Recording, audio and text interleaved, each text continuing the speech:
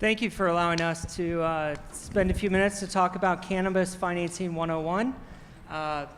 Today we have four panelists here that all have different kind of expertises within the industry.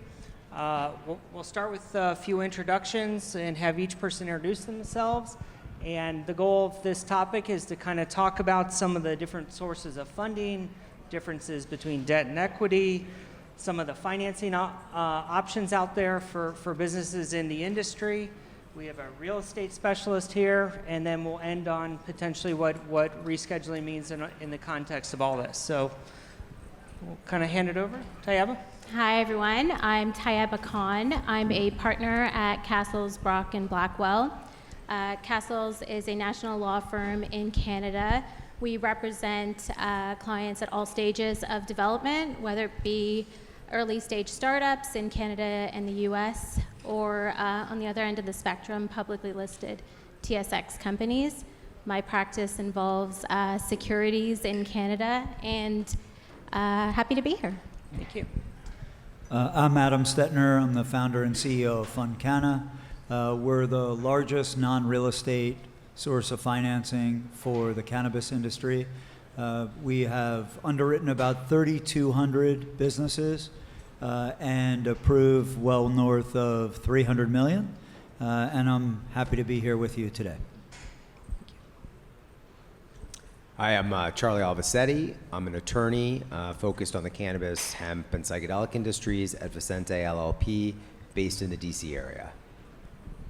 Anthony Caniglio, CEO of New Lake Capital Partners, listed on the OTC NLCP. We are, by our count, the second largest owner of cannabis real estate in the country. We own 32 properties across 12 states with 13 tenants, and excited for the discussion. Thank you all. Well, why don't we get started? Charlie, why don't you set the stage here and talk about some of the different sources of funding and where it comes from. Okay, well, I guess before we get into that, I mean, to answer the question, just to get a show of hands, who's currently raising capital or trying to raise capital for their business? I guess of that group, how many people have raised capital before, and how many people have raised capital before, and then how many people is this their first foray into raising capital? Okay, and then of the group, how many people are sort of brand new licensees that have just, either recently won a license or just opened their doors? Okay, so more established operators. Okay, that's helpful because I find the fundraising process is not one that you can reason out because there's a lot of custom to it and a lot of specialized vocabulary. So I think it'd be helpful. So in terms of sources of financing, a lot of it will depend on what status you're, where you are in your timeline, like we were just talking about behind stage. What's, how creditworthy you are as a business, what's your cash flow, what's your EBITDA, et cetera. So, these different sources of capital may or may not be available to you based on what stage your company's at. So, in terms of sources of funding that we see our clients successfully tap, right? The big one for newer companies is always friends and family. On the newer stage, it's very difficult to raise capital, particularly these days when the market's tight. There's also state grants and loans, particularly for social equity businesses. Unfortunately, a lot of times, it's not enough money to start the business, but there are grants out there, depending on the state, depending on the locality. You should definitely look into that.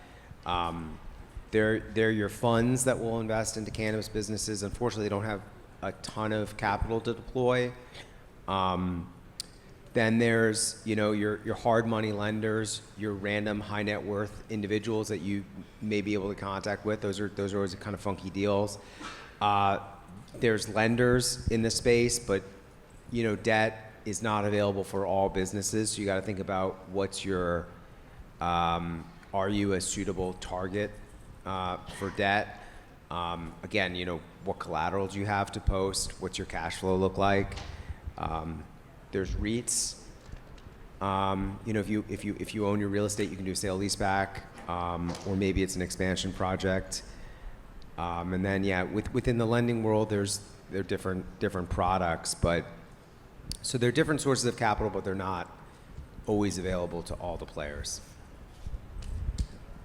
So Thank you. So, Tayaba, what do you see are some of the pros and cons of the various types of funding, whether it's debt or equity, and highlight some of the potential risks for the group here?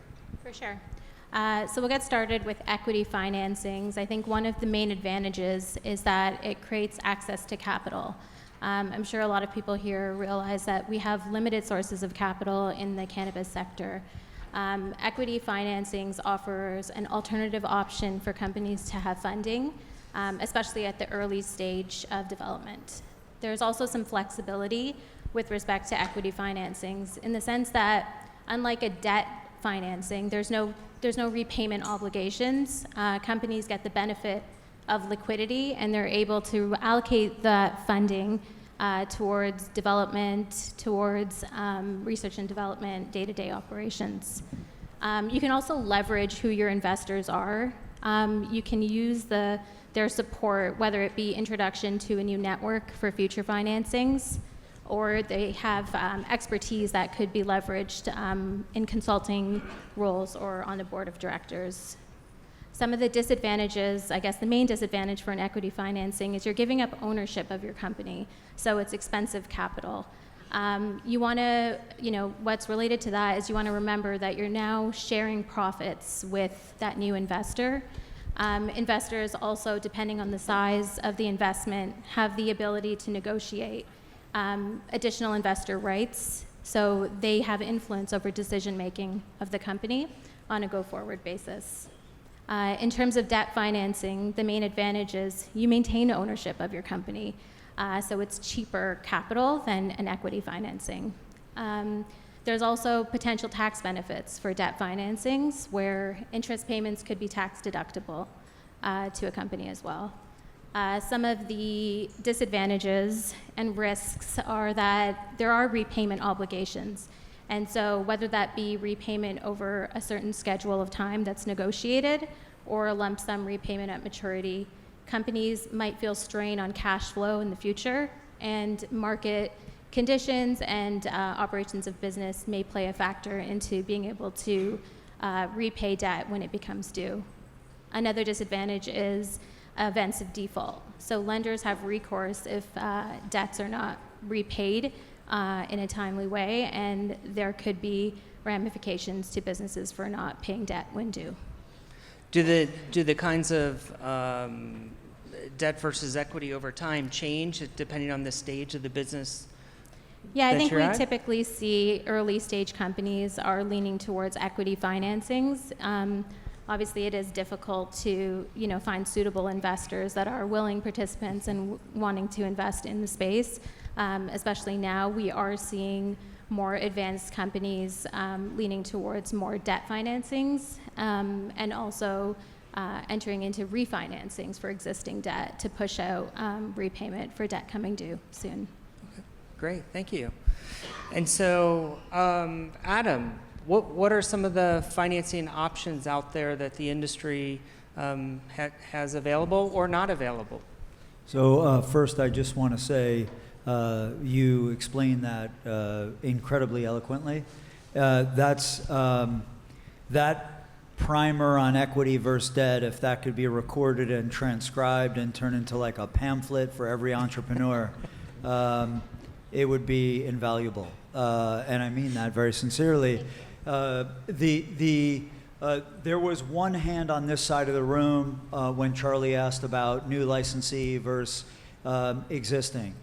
For new businesses, equity is great. For existing businesses, and the reason equity is great is because debt will not be available to a business that has no revenue. There's no way to underwrite somebody that doesn't have an operation yet.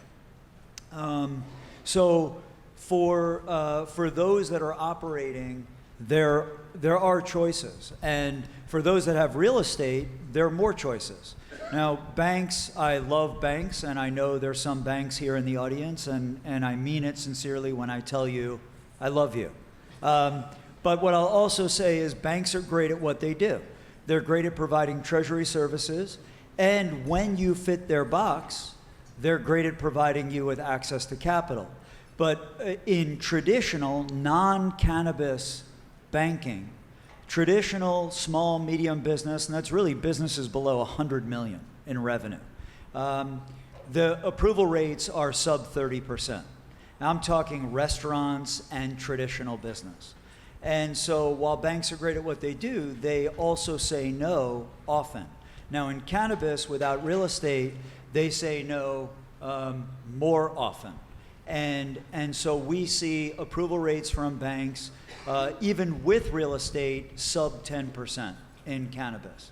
Now, there are other sources, and some of those were mentioned in the primer that was just given. Funcana is one of those options, but one of many. I always encourage people to do their research. Now, this industry is dealing with, and we talked about this a little bit backstage, but this industry is dealing with a lot of things. I don't care size of the company. The one thing that we're universally dealing with is AR, namely delinquent AR. Doesn't matter where you are in the supply chain, delinquent AR is an issue.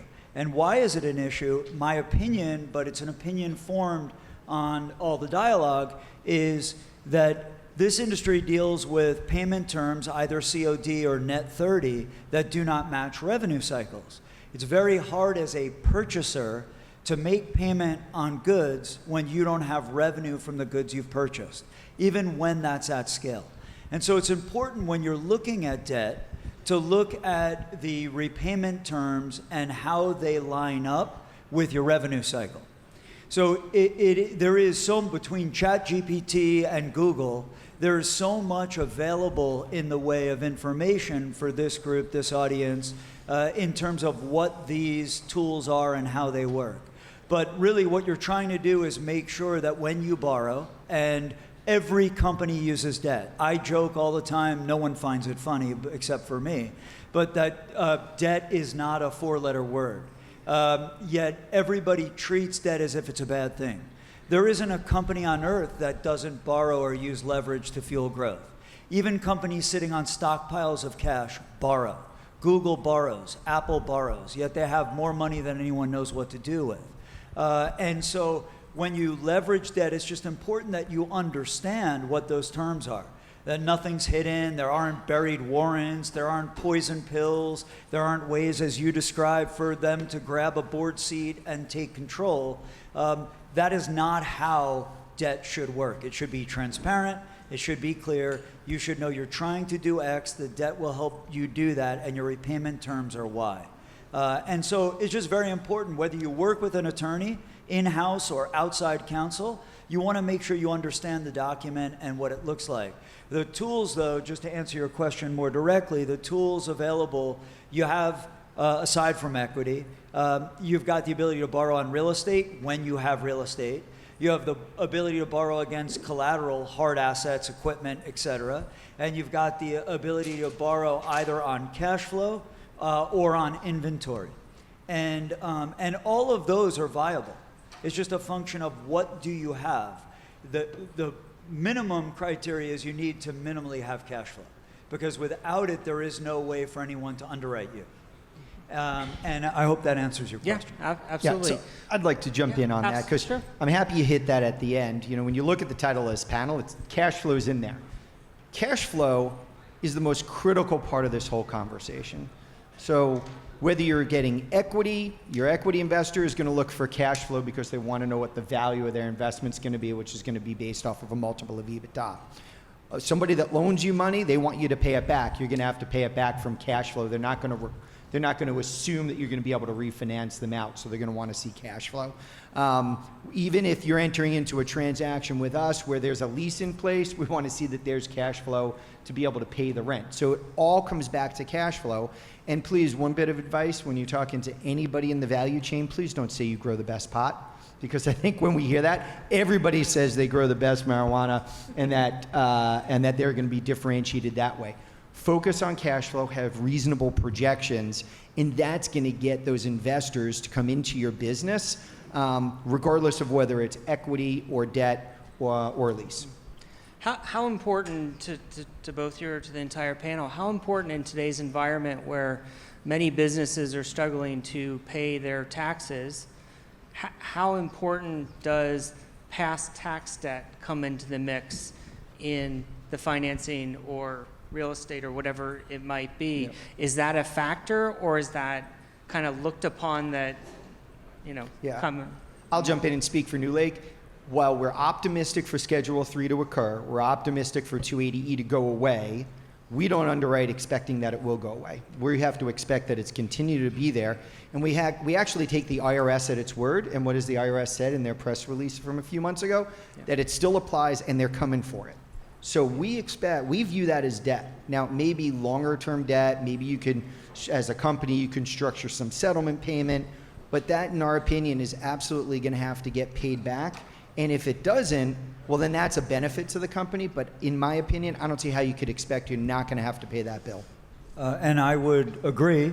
The way we look at it, and I don't know that it's any different, but the way we look at it is, I have no problem with unpaid taxes, provided that you're working with whether it's municipal tax or federal tax.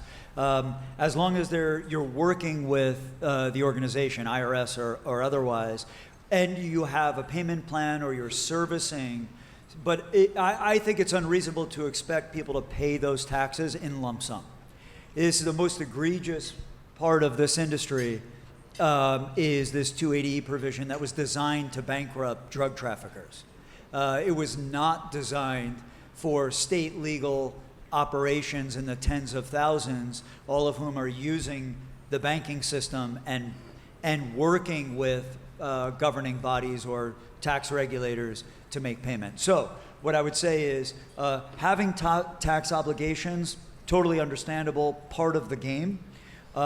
Ignoring those obligations altogether is a red flag, but having the obligation and servicing it over duration is no problem whatsoever. Charlie?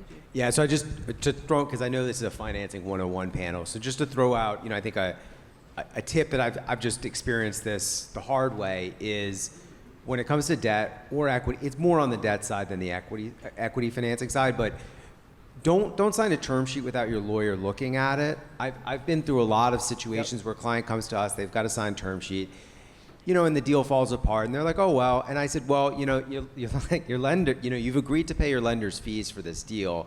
That's a binding term sheet, and, is this an issue you got to think about? So just be careful when you're dealing with a lender in terms of understanding before you sign a term sheet, what fees am I responsible for if this deal dies? Because lenders will very often expect their expenses to be taken care of whether or not you get through the due diligence process. So that's kind of my big tip to everyone is just understand the term sheet. And then two, and again, this is more of a loan side than an equity side, but make sure you understand the term sheet, because if you're not someone who's sophisticated around debt, it's not just the interest rate that you have to pay. There can be things like original issue discount, there can be monitoring fees, there could be an exit fee, there can be an underwriting fee. You have to make sure you understand what the effective interest rate is when you add in all the fees. And of course, I understand from a lender's perspective why those fees are in there. I mean, these are not easy deals to underwrite, but that's just a big tip for everyone. And then since we're talking about the tax piece, what I've learned is, well, a couple things. One is for the financiers on the side is just be aware that sometimes unpaid debt can impact the ability to transfer a license, because in some states, this can occur both at the local and the state level. You have to tell the regulators that you do not have unpaid tax bills. So I've seen licenses get yanked because of a tax debt, and it'll often come up in terms of, now we're pushing the company into receivership, we're going to sell the licenses out of receivership. Well, we actually can't transfer the licenses because the Cannabis Regulatory Authority is saying that these licenses are DOA because of the unpaid tax debt. So it does impact the lender in terms of if you have to collect. And then obviously the other big thing here is from a lender perspective is make sure you really understand all the covenants in your loan agreement, because you don't want to discover you violated a covenant sort of unbeknownst to you. And unpaid taxes can be one where, in some of these deals that may have been a little bit looser, right? you've got a covenant to pay all your taxes when they become due. You don't pay your taxes. Now you're in breach, and your lender saying, well, there's a penalty for that. Yeah, no, those are all great points. And as a partner at a CPA firm, we're asked regularly to confirm or certify that the taxes have been paid and current and things like that. And the CPA firms out there have been put in some very difficult positions over the last several years. And whether you can even respond to that question, knowing that it's going to a regulator. So many businesses, kind of in the priority, given the license risk and other things, a lot of times will prioritize their state tax payments over the IRS, with the view, and to your point earlier about working with the IRS and taxing authorities, you typically get better results in being proactive and helping manage that than getting a notice in the mail and burying it till some later time. But okay, thank you all. So Anthony, we touched on it a bit, but to talk about the real estate in the industry and the considerations, and is it better to lease or own, or does it evolve over time? Yeah, I don't know that there's a right or a wrong. I think it all depends on the situation. Let's talk about why real estate's so important. There's two key factors. You all know that if you're either growing, manufacturing, or selling, you need to have real estate. It's a core part of your business. We also know that because of the disconnect between state and federal law, that most landlords have debt on their balance sheets, on their properties. And most landlords are prohibited from renting their properties out to a cannabis business because it's federally illegal and it violates the terms of their borrowing arrangement.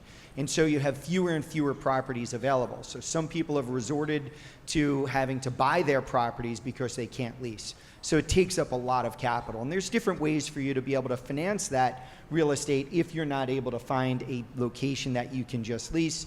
You could either acquire that and borrow from a bank, and that typically is a haircut to the non-cannabis value.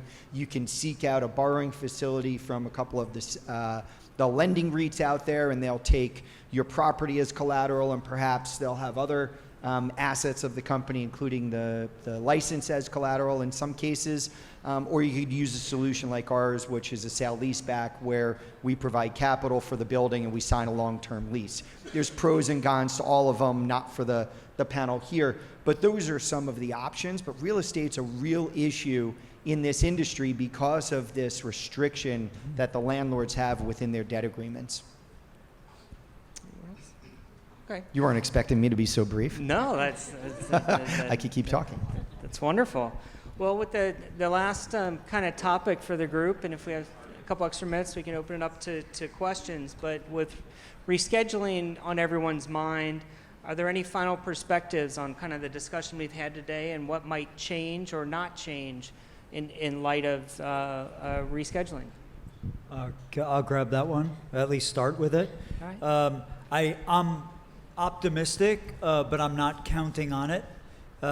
We've had a lot of false starts in a lot of areas for this industry. There were, I don't know how many tens of thousands of comments given when that opened up, and for those that don't know, there's an election coming up, and so I have no idea what occurs there. History is about to be made, just in the sense that we've got two candidates. Whether they're telling the truth or not, I think we all know. But both are on the side of legalization for the first time ever. So there's a lot of cool stuff that might be happening. But I'm not counting on it, and I don't think anybody else should either. Now, what I will say is if 280E goes away, it frees up a ton of cash flow, which is great for everything. It's great for profitability, but it's also great in terms of leveraging debt, because it frees up money for debt service. It opens up your balance sheet for larger approvals, and so it would be amazing. But again, I'm not counting on it. And what I would say is, if we know, whether it's from Bo Whitney or others, that delinquent AR is the #1 issue facing this industry, whether 280E goes away or not, we're still left with the #1 problem. And I think that products like Ready Paid and others that service this delinquent AR issue are available now, and because we should not be waiting to see what happens with 280E. We need to operate our businesses efficiently, and as Anthony and I both talked about cash flow, focusing on cash flow in the current environment is most important because nobody has any idea what happens with IRC 280E. Anything? Great. I agree with you. We should be cautious about rescheduling. If I was to take an optimistic approach and think that it could happen, what I'm excited to see is regulatory barriers going down. We might see some new entrepreneurs or investors in the market and participating in the market.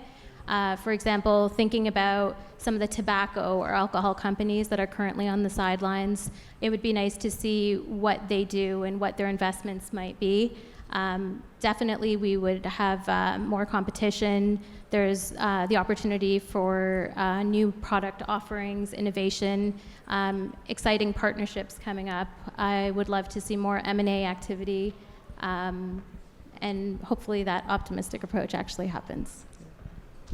I'd love to get to Q&A. I'm going to respectfully disagree. I don't think a heck of a lot changes immediately because it's still illegal. Doesn't change custody, which I think is the biggest issue for this industry, both on the debt and the equity side. I hope I'm wrong, and I hate to be negative, but I hope it gets us into a positive feedback loop that allows marginally things to get better at each turn. I just don't think it's going to be the panacea we all hope it will be, and I'm sorry to say that. Anything, Charlie? Or I was just going to say, so yeah, there's an administrative law hearing scheduled for December 2nd. It might get pushed. So just follow that. And then, of course, once the final rule gets issued, they've got, you have 30 days to challenge it. So there's going to be litigation. And the big question is there sort of injunctive relief that puts a halt to it? So, yeah, it's not over till it's over. I think it's an important thing to realize. The other thing is if it does go through, right, there's going to be a lot of restructuring that happens because people have set up structures to adapt to 280E. So you might have to consolidate structures, move stuff around. Mark made a great point when we were talking beforehand, which is that we're heading into an election year. So, the question of should I, if 280 goes away, am I better off as, through pass-through LLC versus corporation? There's bigger issues in terms of the Trump tax cuts sunsetting in 2027 and what happens there. So there's going to be a lot of work that goes into that restructuring. Knock wood, hopefully rescheduling does go through. great. Thank you all. Well, we have 2 or 3 minutes left. Does anyone have any questions for the group? Can't really. Nobody has Come on, questions? shy group. Nothing. All right. Well, I'll riff, Yeah. well, and just shoot up your hand if you've got it. I saw. I go. Yep. Can't really Yep. see. For the real estate aspect of things, when you're looking at, let's say, a finished product, are you trying to get in for operations, or are you looking more towards like a set sale or rent? How do you handle that? Yeah, as a real estate investment trust, we can't take percentage of rent. Doesn't work for the rules. What we typically do, so we do it across that spectrum. And the question for this side of the room was, when do we get involved, at the beginning or after it's fully operational? We do it all. We've done ground up construction for companies. We've also stepped into fully operational facilities. So it really spans the spectrum. And just a regulatory note on that, participation rent can make you an owner in some states, depending on what percentage of the revenue of the business you're talking about. Like if you're getting 20% of the revenue of a cannabis licensee, that's probably going to make you an owner in a lot of states, which is not necessarily an issue if the landlord's okay with it, but they might not be okay with it. Anything else? Question here. So let's say you're not a current operating business, but you are a service provider for the cannabis industry, because it takes all different types of businesses to make the industry grow and work. If you're a service provider, let's say providing brand representation, what additional recommendations would you give for seeking funding and those types of conversations? What additional recommendations could you give just in that case? I'm going to just jump in and quickly say the association really depends on if you're looking for bank money. There are plenty of cannabis-friendly banks. I mean, at this stage, there are probably 900 or so banks that consider themselves to be cannabis friendly. And let's say maybe 12,000 plus that aren't. Because of your affiliation, always better for you to begin with the 900 that already view the industry favorably, even though your ancillary is really the way they would categorize you, or like tier 2, tier 3, you're not plant touching. By affiliation, your money is coming from companies that are. And so beginning with a financial institution that is friendly to the plant, you'll have a much greater chance of success. The other is to just be prepared from your perspective to be organized in your record keeping of who the clients are, where their money comes from, and if you can, especially when it comes to banks, show that all of them are duly licensed and operating appropriately. It'll make things a lot easier for you when you put your package together of your financials to show who those clients are, where your revenue is derived. That would be the only feedback that I would give. Hopefully that's helpful. Thank you. Yeah, quick add-on is depends if you're also asset light or asset intensive. If you have assets that you can pledge as collateral, that could be helpful. If you're an asset light business, then it really is back to the two words, cash flow. Right? People will provide you financing, whether it be debt or equity, if you've got cash flow. And I would dual track it, right? You're talking to the cannabis-friendly banks, but I think I would also go out and tell people, hey, we're not a cannabis company. We don't own a license. We don't touch the product. We don't sell the product. We don't manufacture the product. We are a, in a lot of cases, right, like in these other companies, right, like we are a technology company that provides technology services to people in multiple industries, right? Because that opens up the realm of potential investors, right? If you're trying to raise venture capital, like that's a much, much bigger world than like if you look at how much committed capital the cannabis venture funds have versus, say, the venture funds outside of cannabis, they're still going to grill you hard about the cannabis stuff, though. So thank you for the question. We are at time and appreciate the panelists for providing their insights today. Thank you. Thank you.